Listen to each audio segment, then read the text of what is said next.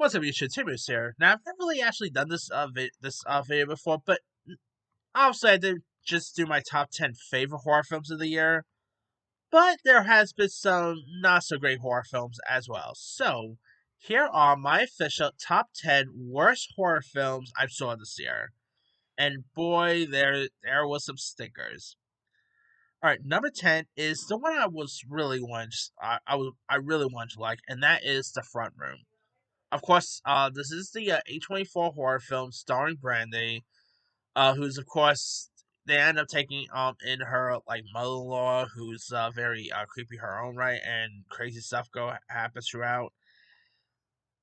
This thing was awful. I mean, it wasn't all that scary. There was some very cringy moments. I'm like, really? Brandy was okay. Catherine Hunter was fine, but nothing about it really was all that good. So yeah. All right, number 9 is Afraid, which is the AI film starring John Cho, Catherine Waterston. I wanted to like this too because I like John Cho. I like the premise. I mean, hey, after Megan, I was down for another AI horror film, but this thing wasn't it. It just wasn't all that scary. Nothing about it made much sense at all. It's just a really horrible mess here. All right, number 8 is House of Spoils. Now, of course, this is the chef type horror film starring Ariana DeBose. Who, by the way, other than that movie ISS she did this past year, she hasn't had the best. She hasn't really had the best 2024. With Craven the Hunter, with Argyle. Now this, yeah, I hope she doesn't. She's not having the Oscar curse here, but it's a shame too because I really do quite like Ariana DeBose. I thought she was great in The Prom. I thought she was great in uh West Side Story. It's a shame that she hadn't had the best track record this year. And this actually had some decent stuff going for it. After The Bear, I feel like the chef genre has been pretty hot right now, so it had that going for it. But this thing just wasn't all that good. Wasn't all that scary. Nothing about this thing made much sense at all. The performances wasn't all that great. Not really that good. All right, number 7 is a political-based horror film called Founders Day. Now, this is another one I actually thought the trailers were pretty decent, and I always I always want to get excited for a new slasher film, but this thing did not do anything for me. Someone's of course pretty much killing people in like a Founders Day, Founders Day costume, which I admit the mask actually did look pretty cool, but this thing, other than the kills, actually the performances was horrible.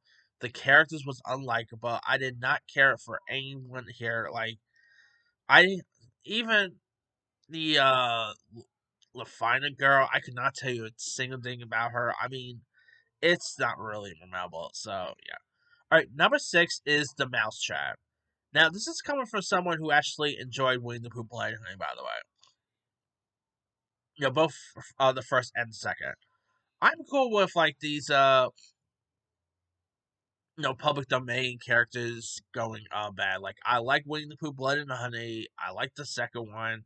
Cannot wait for the other Mickey Mouse one, Screamboat. And I actually wanted to like this because I always do like a good B level horror film. But this thing wasn't it. The way like the Mickey Mouse character looked was horrible. You could definitely tell this thing was very cheap and all. It was probably more cheaper to make than Winnie the Pooh Blood and Honey. To be honest, yeah, it's just so bad. Like I don't know. Maybe the sequel could probably be better. I mean, you never know. Maybe they'll ink the budget. I don't know. But and by the way, the sequel's supposed to have Minnie Mouse in it. Okay, cool. And of course, the cast of characters was terrible. It's just so bad. I mean, I'm hoping Screamboat is a better Mickey Mouse horror film, but I have some hopes for that because you got Arthur Clown playing Mickey Mouse. So I don't know what's that. All right, number 5 is The Exorcism, another terrible, terrible Russell Crowe Exorcist film. It's just not even all that scary. It's so blame bad. It's so poor, so terrible. I mean, Russell Crowe, what is he doing with his career is beyond me. But yeah, you had some good cast members too. Like you had Sam Worthington, Chloe Bailey was in this. I really quite liked the cast members, but nothing about was all that interesting and was all that good. So yeah. Number four is Imaginary, which is of course the Imaginary horror film that came out this year, and it's not good at all. It wasn't all that scary either. The performances wasn't good. It wasn't really all that creepy. The storylines, characters I could care for. It's of course this was Blumhouse's second horror film this year, and that was a bust. So, all right, number three is Terror. Terror. Now, Terra, of course, we're like people ends up dying from their fortune and stuff like that. From after their terror reading, and holy cow, this movie is so bad. The really has a little bit of like a truth or dare feel to it. Had a good premise, but it was really butchered. It's just such a terrible one. Terrible performances. Although I would say Jacob Batalon is probably the only part of this movie I actually did quite like, but it's a really bad one. All right, number two is Night Swim. Now, of course, this was the first movie I saw literally in 2024, and Night Swim is a really bad one. Nothing about like it wasn't all that scary. It was just like let's say Paranormal Activity, but in water. Here, it's a really bad one. So Wyatt Russell wasn't all that great. Uh, Carrie Condon. I mean, following her Oscar nomination, you would have expected her to be good in this, but yeah, it just wasn't all that good. I mean, I think they just thought that this maybe could have been the next. Maybe they just thought this could easily have been the next. Mega for Blumhouse, but no, it definitely wasn't. All right, and my number one worst horror film of the year is Strangers Chapter One. And I was so disappointed with. I wanted to like it because I liked the first two Strangers movies. The trailers look pretty decent.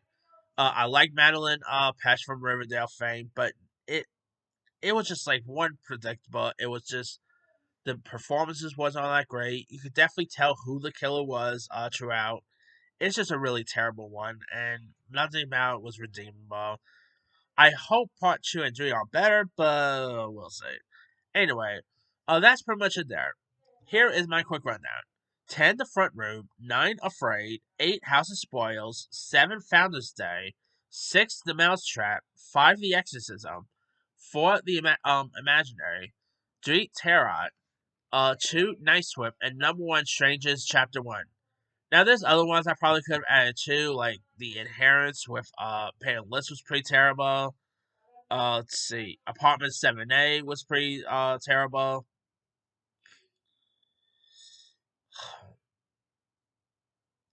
Let's see. Under Paris wasn't really all that good. Uh, Easter Bunny, Easter Bloody Easter, which was like a straight to video Easter film, was as good. Yeah, there's some other really not so much good ones here. But let me let you guys. What were some of the worst horror movies you saw this whole year? Drop comments below. Don't forget to like, subscribe, hit that bell for notification. This is Timmy.